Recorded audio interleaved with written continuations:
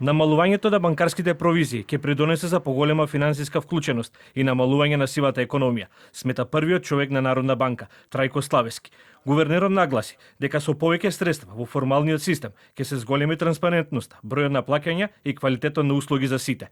Доаѓаме со конкретни предлози и идеи за намалување на провизиите што ги плаќаат граѓаните и компаниите при користењето на платежните услуги. Целта е нивно поставување на ниво кој ќе биде одржливо за банките, но истовремено и фер и прифатливо за корисниците.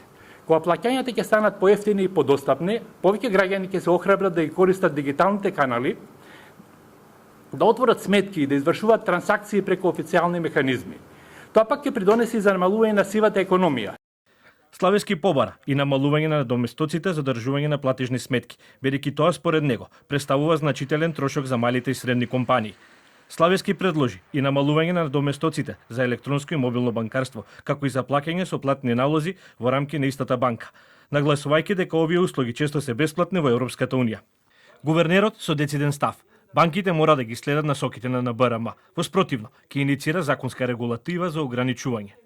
Од Македонската банкарска асоциација нагласува дека цените на банкарските услуги се определуваат индивидуално од страна на секоја банка, преку органите на управување. Оттаму потенцира дека евентуално намалување е сложен процес кој бара внимателна анализа на трошоците. Кога правиме споредба, мора да имаме предвид дека банкарскиот сектор функционира на високо ниво на транспарентност, додека кај многу други сектори не е така, податоците се често нецелосни или неточни.